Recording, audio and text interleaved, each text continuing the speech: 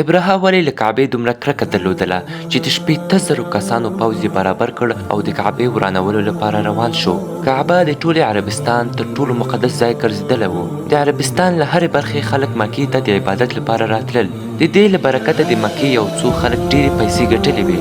ابرهه سخت غوسه و ځکه د مکې خلک نه پاچا لرل او نه حکومت، خو بیا هم د دوی ښار د عربستان مرکز ګرځېدلی و. نو څه یې وکړل؟ د برید نه مخکې په خپل پلازمین صنعا کې یوه ستره کلیسا جوړه کړه. هیله یې دا وه چې خلک به کعبه پرېږدي او دلته به راشي، خو پروژه یې په بشپړه توګه ناکامه شوه. هېڅوک ور نه غلل. ابرهه ته یو انتخاب پاتې شو، باید سمهاو کعبه له منځه یوسي. ابرهه خپله د کوم پاچا زوی نه و، بلکې د روم له یوې وړې سیمې څخه د یو واړه سوداګر غلام و. اصلي شخړه د یمن او حبشې ترمنځ روانه وه. یمن د یهودو تر واک لاندې وه او حبشه بیا د عیسویانو ډګه وه. نو څه پېښ شول؟ لومړی یهودو پر عیسویو سیمو سخت برید وکړ. دا خبره د هغه وخت ستر ځواک د روم امپراتورۍ ته ورسېده. رومیان خپله هم عیسویان وو، نو ځکه یې د حبشې عیسویان ملاتړ وکړ.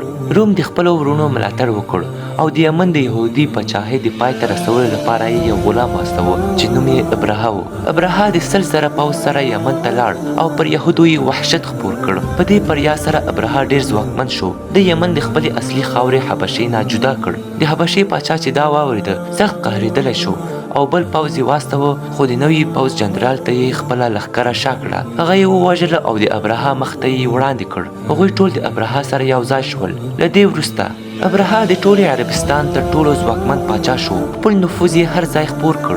یوازې یوه خبره پاتې وه، هر کال زرګونه خلک مکې ته راتلل او د کعبې شاوخوا ته یې طواف کوه. ابرهه په زړه کې وویل دا دومره لویه خبره څه ده؟ موږ هم یو داسې ځای جوړولی شو.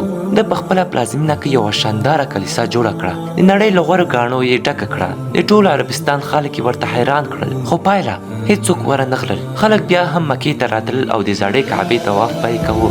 ابرهه چې دومره پیسې او هڅه کړې وه، خو هېڅ نتیجه یې ونه لیدله. خو له دې ټولو ناکامیو وروسته ابرهه ته یوازې یو انتخاب پاتې و. د 80,000 پوځ راټول کړ او د کعبې په لور روان شو. هغه کیسه چې تر اوسه مو درته وکړه یوازې د اسلام تاریخ برخه نه دي، بلکې د زاړه عربو لیکونو او کتیبو کې هم یادې شوي دي. ابرهه یو ستر پاچا و، خو په کوم ځای کې نه دي لیکل شوي چې دی خپله مکې ته تللی وي. خو د وروستیو موندنو له مخې ځینې یهودي لیکنې ښیي چې دا یوازې دا غوښتل چې کعبه ورانه کړي، خو خلک له هغې زړه راوباسي او د ده کلیسا ته ورشي. د هر څه لوټ کړل او وروسته مکې ته ورسېد. هلته یې د قریشو مشر راووت، عبدالمطلب راغی. ده ورته وویل ستا پوځ زما اوښان وړي دي، مهرباني وکړه بیرته یې راکړه. ابرهه وخندل. ما فکر کوه ته به د کعبې د دفاع خبرې کوې، خو ته یوازې خپلو اوښانو پسې غږېږې. عبدالمطلب په ډاډه زړه ځواب ورکړ زما اوښان زما دي، زه یې څښتن یم، خو د دې کعبې مالک بل څوک دی. ته باید پوه شې تر اوسه هېڅوک د دې کور زیانمنولی نه دي. سبا سهار ابرهه خپل پوځ ته د برید امر وکړ، خو لوی فیل چې د کعبې د ورانولو لپاره یې راوستی و ناڅاپه ودرېد او هېڅ یې حرکت نه کوه. څومره چې هڅه وکړه حرکت یې ور نه کړ. په همدې شیبه کې له اسمانه عجیبه مرغان ښکته شول. هر یوه د خولې او پښو په منځ کې کوچني تیږې نیولې وې. داسې مرغان چا نه مخکې لیدلي وو نه وروسته.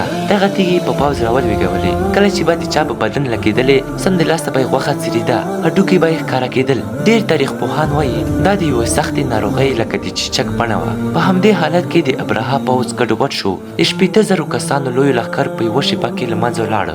ابرهه ماتې وخوړه. دا خبره ټوله مکه د قریش قبیلې او بیا د ټول عربستان په کچه خپور شو. قریش د عربستان د نویو واکمنانو په توګه وپېژندل شول. له دې پیښې وروسته د عربستان له هرې سیمې خلک لا ډېر د کعبې شاوخوا د طواف لپاره راتلل. هر کال د عکاس په نوم یوه ستره میله په مکه کې کېدله. د مکې د خلکو شتمني 2 برابره شوه. خو په همدې کال کې یوه بله لویه نښه هم پیښه شوه. د ایران د اورمندان تر ټولو ستر معبود اور چې کلونه بل و ناڅاپه مړ شو او په همدې ورځ په مکه کې یو یتیم ماشوم وزېږېد. محمد صلی الله علیه وسلم